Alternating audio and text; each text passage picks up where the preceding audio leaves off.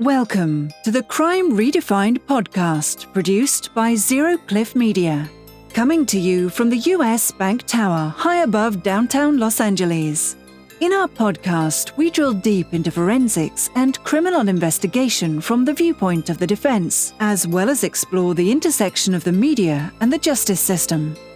Hey, welcome to the Crime Redefined podcast. We're excited to come to you with another cool discussion today. It's just going to be Dion and I, but in addition to hearing us, you're going to see us on our brand new shiny YouTube channel.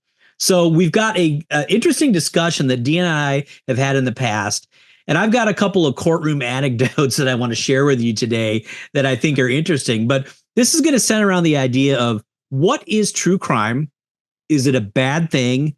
Where does Crime Redefined fit in there? Are we true crime? Are we something else? Dion, give me kind of your thoughts on that before we get into it. Yeah, it's funny because true crime is really kind of like a brand name, like a Nike or anything else. And it's just like this big tent, and they shove anything that's even remotely connected to true crime underneath this. And you'd mentioned this before. I think we're more kind of true justice, but we fit underneath that true crime.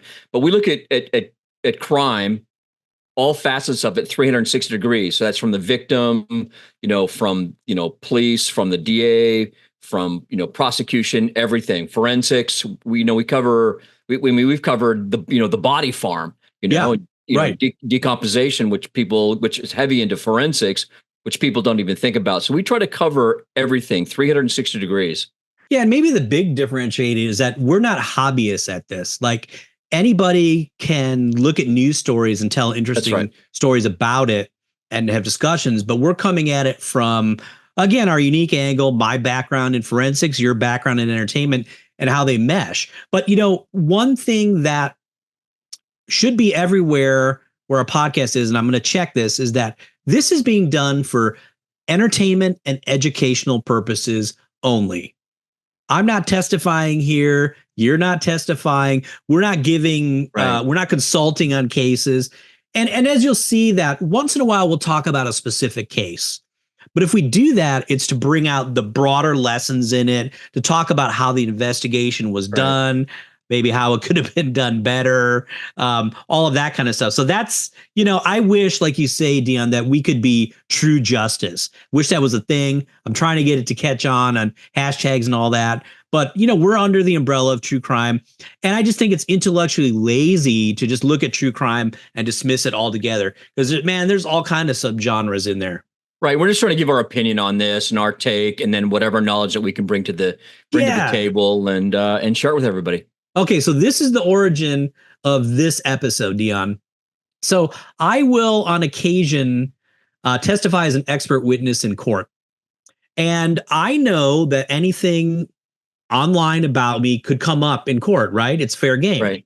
And, there were experts that I dealt with in the past who said, oh, I'll never write a blog online, or I'll never have a website because any of that, sort of could be used against me. Well, my take is that, listen, this is a necessary thing these days. People want to see your work. They probably want to see how you talk and how you describe complex things online. And you go into this knowing that, of course, they could show this episode in court right now.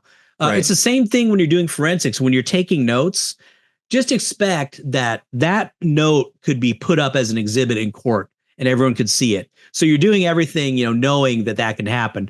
So that's not an issue. And, I've done some TV appearances, Dion, and things have come up that I've said. One is time is the enemy of DNA. And it's kind of funny because that was in an episode I did talking about the Jack the Ripper case, where the evidence is 120 years old or something like that. So, of course, that didn't really apply to the case that we were talking about it. But of course, opposing counsel will try to take some cheap shots. Now, here's the example, Dion.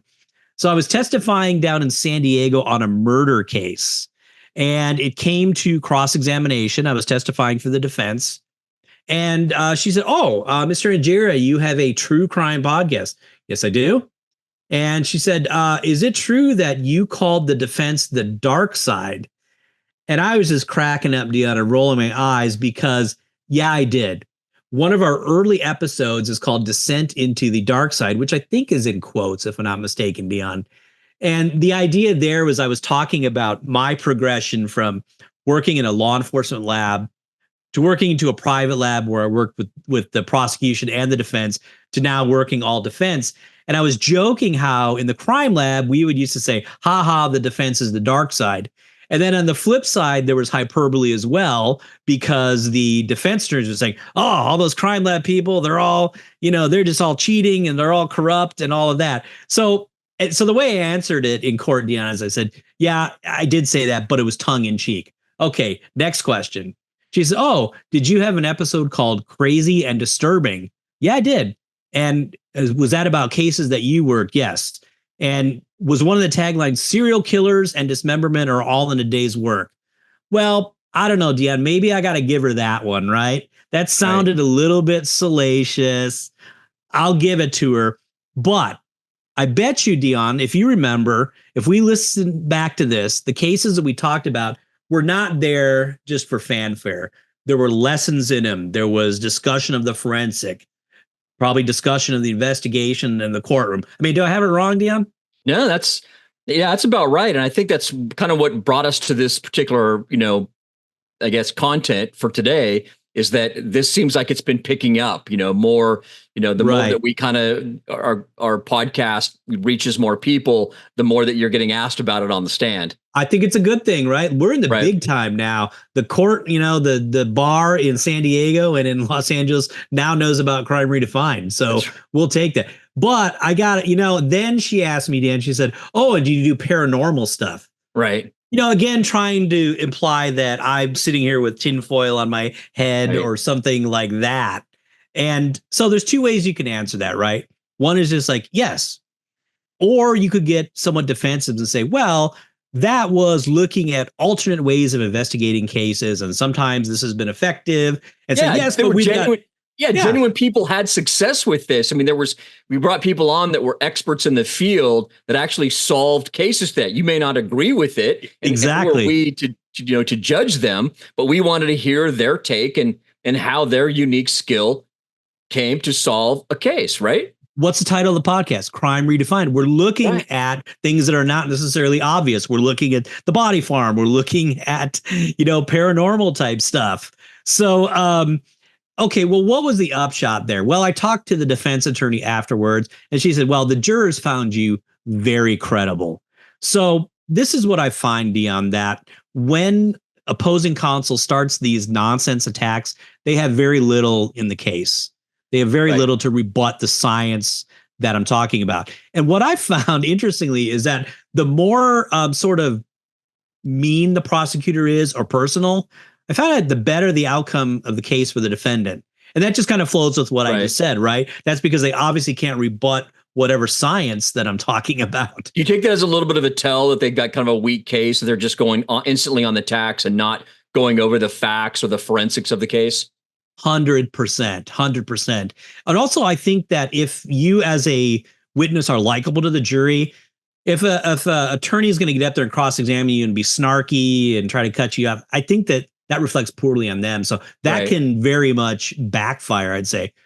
This happened again more recently. So San Diego, the first time, that was probably about 6 months ago, Dion. More recently, I was testifying in Los Angeles on a murder case. And so the cross-exam went something like this. So I see you have a true crime podcast that you spend a lot of time on. Yeah, I got a podcast. I don't necessarily spend a lot of time on it.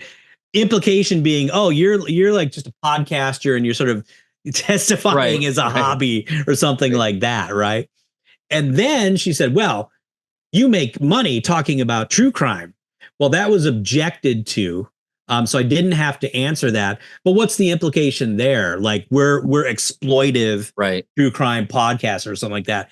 And that's a way to somehow sully my character. Yeah, we're profiting, or you're profiting from it, and we're about as far away from that as possible. Hey, I want to ask you. So the other day, I stumbled across this post on LinkedIn, and it had a courtroom shot of Joe Pesci in My Cousin Vinny. Give our listeners the scoop on that. So this was just a little bit of a I guess, pushback on these two incidents of being asked about this in court. So I put up My Cousin Vinny as a kind of reminder that if you're going to ask questions in court, you better know what the answer is going to be. And the implication here is that you're trying to smear me by bringing up Crime Redefined, but actually it's a good thing, right? What are some, and this is what I put in the post, Dion, what are some things that we've done here? Well, we've assisted in finding a missing person, or we're assisting in that. We're looking at the reasons for wrongful convictions. We're showing what the roles of other experts are, gang experts, digital forensics. We're talking about technology, MVAC. We're talking about criminal justice reform. We're talking about forensic fraud. So the attorney, if I were to give this thorough answer like this, would have shot themselves in the foot, right? They would see that this podcast is actually a good thing. So the question then is, how do I deal with this going forward? Well, you could do a preemptive strike, right? And you could have the defense attorney just ask you about it. But I don't think it merits it. This is nonsense bringing this up. This says, I don't advertise that Crime Redefined is something that qualifies me to be an expert. Right. It's not even on my you're CV. not really leaning on that to say, I'm not leaning on that. So this is just kind of nonsense. So I don't think it's anything that we even bring up and have to worry about. If anything, I think that if I were an attorney and I was looking to hire an expert, I'd want to see someone who's willing to sort of go online for the world to see and have these discussions and be able to interface with different experts and explain the science. I mean, I think it's actually a positive thing. So I the bottom line is I've got nothing to be ashamed about. And I think it goes kind of also to what our goal is here, and that's just to show, no matter what we're discussing when it comes to true crime or true justice, we just want to pull back the layer a little bit, right? That's right. And show what that process looks like. Talk to people that do this for a living, share their expertise with our audience so you can actually see, or someone that's gone through the event. Like, some of the cases that we've talked about when people have had on was, the ones that are most compelling that really hit home are the wrongful convictions. Yeah. Their actual story. The actual stories. And, you leave the story, you hear this person tell us, and you're thinking, how can you just not go through your life just angry all the time after being incarcerated for something that's been demonstrated in the court that you're not responsible for? It's incredible how these guys come out of it. 7 years. Yeah. How much, I think, one of the gentlemen I'm thinking about, they were actually even holding up, he got, paid out, millions of dollars. But what is your life worth? Would you rather have millions of dollars or not spend 7-8 years as a convicted felon in Rikers Island? Easy call there. Yeah. So, I think that I think that our podcast is a good adjunct to people who are just kind of looking at the type of true crime where you're just talking about cases and maybe it's not an expert, but it's going to come up things about DNA. And you might wonder, how do they do the DNA? Well, how did they do the digital forensics? So I think by listening to some of our experts and our shows, it gives you a better appreciation of how to watch some of these shows on TV or listen to some of the other types of podcasts. So that's kind of our mission. I just thought it was an entertaining anecdote that Crime Redefined is now in the courtroom. Right. Did they mention me at all? Was I'm sorry, but it's bound to happen. Well, actually, I will just throw you down. I'll say, it's all Dion and his UFOs. Right, and okay. I'll take one for the team then. That's it. I definitely don't want to be responsible for you and your team losing a case. That's for sure. No. It's all good. And like I say, I just answer straightforward. It's not like they found something that was buried. Right. I'm like, oh my God, they found that and I'm ashamed of it. So anyway, that's the intricacies and the interesting things about the justice system. So once again, we want to thank all of our Crime Redefined listeners, and we appreciate you watching us now on YouTube. Obviously, we haven't changed the rest of our social media posts or where you can find us and listen. We just want to say, hey, we appreciate you. Don't forget to subscribe. And we always want to be consistent and give a shout out to our GoFundMe page for the Terrence Woods investigation. It's obviously if you can't donate to Terrence Woods, the GoFundMe page, just spread the word, retweet it on X, whatever you can, tell your friends, no donation is too small. But go check it out and learn more about that case as well. And thanks again for listening to Crime Redefined. Yeah, thank you, everybody. And I'm sure we're going to have some growing pains as we do the video content. But I think people want to see that. I think it's more interesting. And I think that probably our listeners, our viewers are going to want to see our guests as well. So thank you so much. Take care, everybody. Thank you for listening to the Crime Redefined podcast. Like us on Facebook and follow us on Twitter at Crime Redefined. Please send us your comments and questions and join us for the next episode.